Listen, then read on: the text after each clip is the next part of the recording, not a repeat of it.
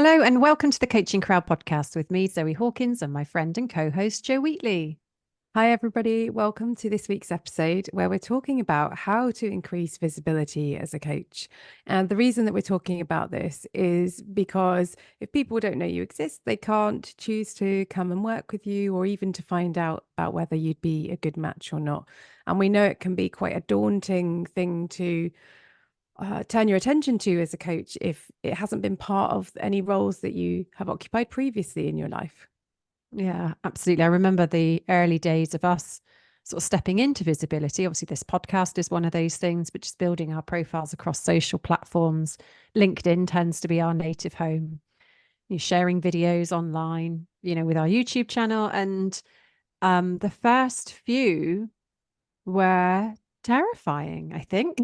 That would be my kind of reflection. I think my visibility journey started when I was blogging, and I can remember that feeling of my words almost having a permanence in the world because they were written down, and they were my thoughts, reflections, and opinions on things, and that just felt it felt scary. So I think it's a real obstacle, fear, I think, when it comes to visibility, and one that all coaches who have their own business in any shape or form, whether they use social media or whether they go networking, need to face into. Yeah, I think the main thing around visibility when I think about it is and think about coaches and what we hear them saying or thinking when they're about it when they're training or they've just qualified and is it's the loneliness. It's doing it on your own. So if you've been used to working in an organization and you probably identify with the organization and all of a sudden you're just identifying as you as a coach and it's all about you and actually it's probably the opposite to the qualities that draw people into becoming coaches, supporting and empowering and enabling each other. So there is a role modeling part of visibility as well when you think about it in that way. But because we have had our own challenges and battles and around visibility, it's why we created not only our Coaching Crowd Business Lounge, which is a community of coaches that are wanting to learn about how to take those stepping stones, building visibility, getting all of the foundations in place for a successful coaching business and to grow it. But we also started our coaching summit, which we love.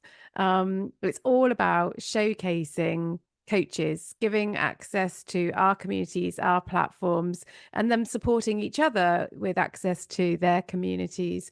And, we take them through we make it simple. I think is what we do. We try and make it simple. We break it down, and we give coaches an experience of going through that process, building visibility, presenting on their topic to their ideal clients. And from that, we see so many coaches then have the confidence to go on and do it themselves and be able to incorporate what they've learned into their own activities so that more people can learn that they exist, more people can therefore access and benefit from their services.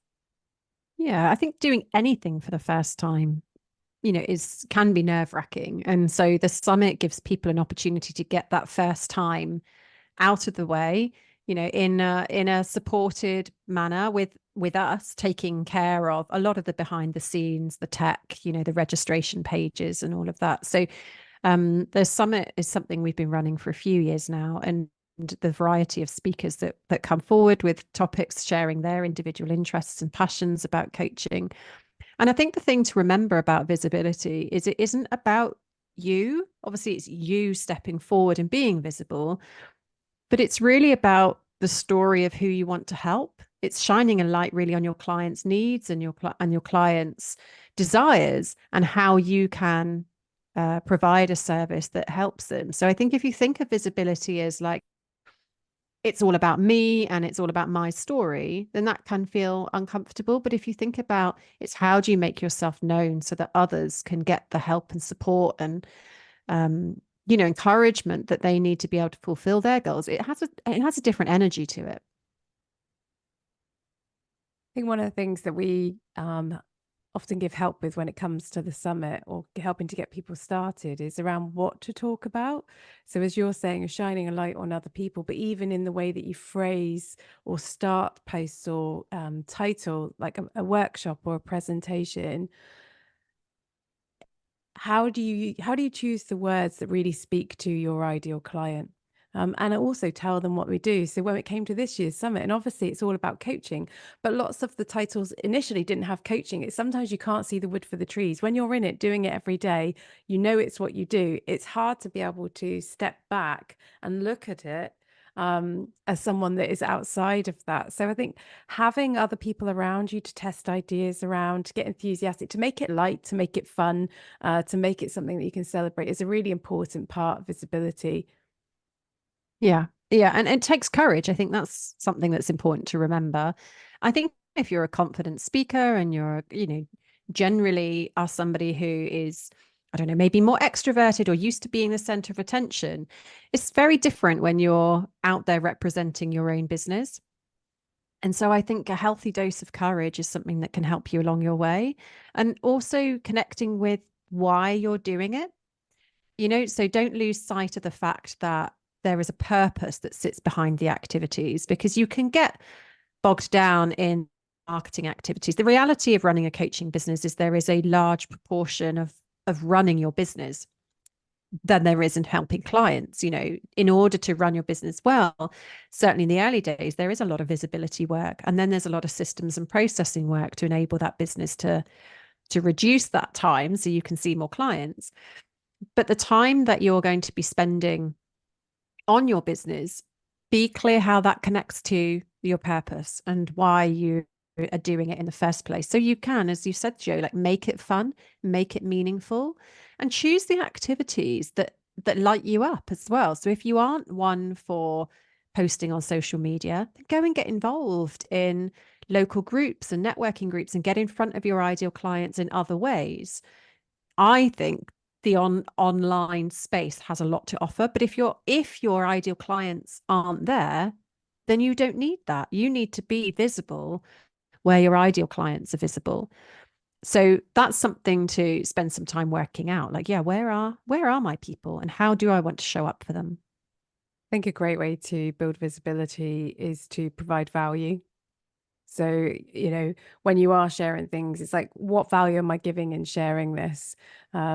So notice the things that you find easy to talk about. So when you're in conversations and people ask you questions and you think, oh, I could talk forever about this, it's like, that's something that I could turn into something, because it's not just what you say, it's how you say it. So if people get enthused when you talk about particular things, you've got a great energy about it. It's an attraction energy. It's going to draw people in. So if you're not only then giving value in what you create, but also then people are experiencing the value, and then providing testimonies, then you're creating something that is going to, well, continue to attract people in. Like the more people that get to experience you, making sure that what you offer is excellent and, people are getting the results, the more people they're going to tell and the more people that they're going to tell. And so you are doing less of the work in terms of creating visibility. Instead, you've got other people doing the work around building your visibility. So when you have people coming to you saying, you get a random email or message through whichever way people contact you and say, oh, you were recommended to me, and then you say, oh, who recommended me? That's lovely. I can't remember.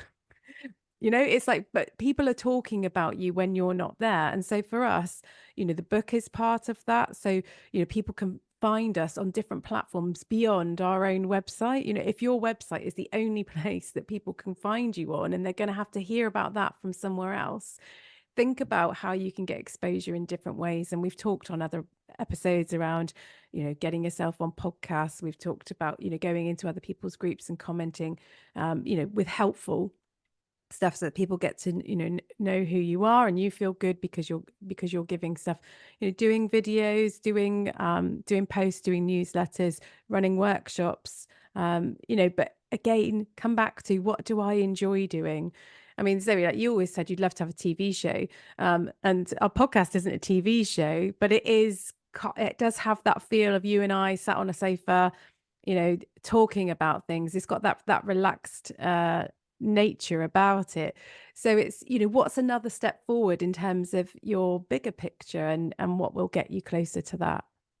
I'm still putting it out there, Joe. So if anybody's listening, TV show, I'm still open to those opportunities. So I think I might have said on another podcast, I definitely fancied myself as an agony aunt when I was younger. And obviously that now looks different in the shape of coaching, but I'm open for those TV opportunities in our chat show, Joe. And I think the thing to remember about visibility is we all start from zero. When you're birthing this coaching business into the world, same as when Joe and I started In Good Company, we were the first people to know about In Good Company. The second people to know about In Good Company would have been our husbands. The third, probably our parents. We all start from zero. So there's no competition when it comes to like how many followers or how many people in your group or how many listeners on a podcast. Like there's no competition because we all start from the same place. And I think there is a snowball effect with visibility that if you keep going and you keep that consistent message, that snowball will be relatively small to start with, but it soon grows. And as it grows even more, and it just continues to expand. So the only secret really to visibility, we talked about courage before, and I think it's consistency. Like pick something and do it consistently and do it really well. And also look around, like monitor the results. Like don't keep doing something that isn't working. But when it starts to work, that's when great, the tide is turning. Don't check out too soon, I think is what I offer people, because it can feel like an effort in those early days. But if you checked out every time something felt difficult, you'd never get anywhere. So it's also about that tenacity to keep going.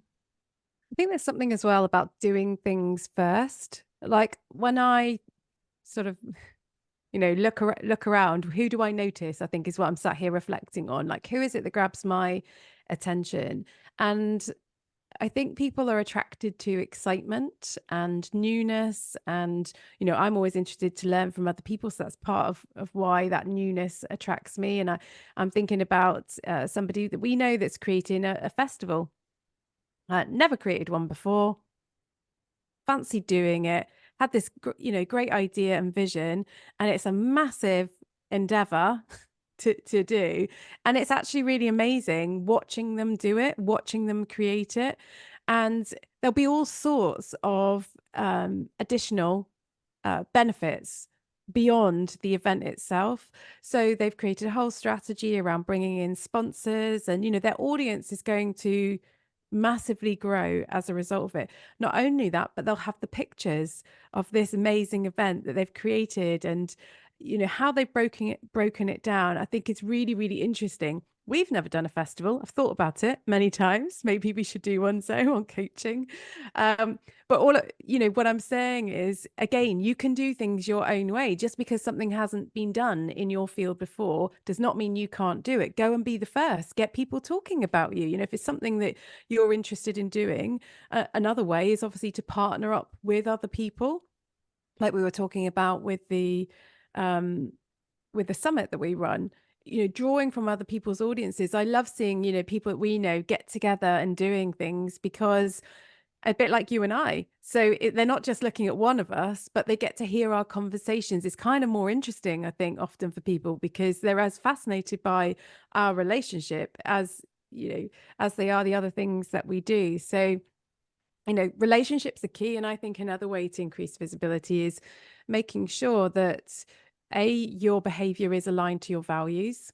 I think is important, and that it's how you leave people feeling, I think is really important. And if people leave an interaction with you feeling good, they're probably going to talk about it to other people. How was your day? Oh yeah, I had a great conversation. Or, oh, you should talk to. And I love connecting people to other people, but I think inadvertently that often then gets them talking about you, because you have connected with them. So there are lots of less obvious ways that actions you're probably already taking that are increasing your visibility. And as Zoe said, it's about a long game. It's not just about the short game. And And you still have that lovely, lovely place when you're coaching a client where you are invisible. So you've got that full spectrum when you're working as a coach of needing to be visible for people to know that you exist. And then also the more introverted part of you that gets to be soothed in the one-to-one relationship with your client, and the other business activities that you do behind the scenes on your own. I think there's a challenge with visibility around like, what am I visible about? I think that comes up a lot. Like, what do I share? What don't I share? How much of my story comes in?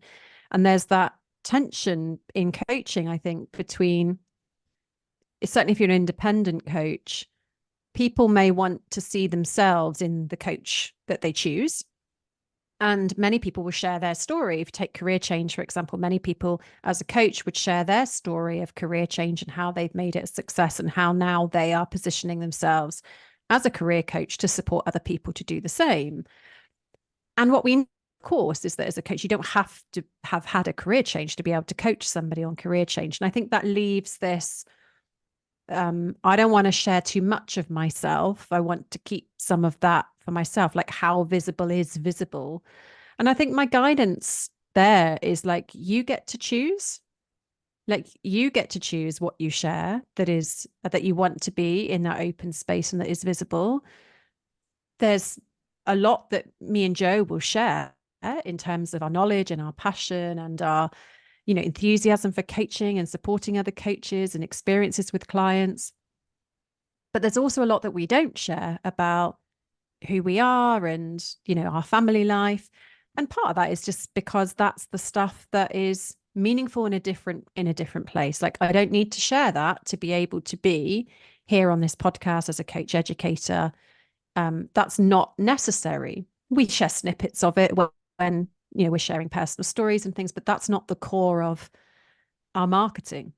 And I think that's for you to be able to choose around how visible you want to be and how much you want to share to bring your story to life, or your coaching to life, your coaching business. Yeah, so I think in terms of actions, like, listening to the podcast is one thing, but then there's the action. What are you going to do as a result of listening to the podcast today? So I'd encourage you to think about, like, what are 3 actions that you can take to build your visibility from the ideas that we've discussed today? So maybe it's doing something new for the first time. Perhaps it's sending an email to somebody, asking if you can go on their podcast. Maybe it's putting a social post up. Maybe it's contacting somebody that you'd love to do some work with and setting up a call to explore it. So, we encourage you to listen, reflect, and then take action. And we'd love to hear how you get on with that.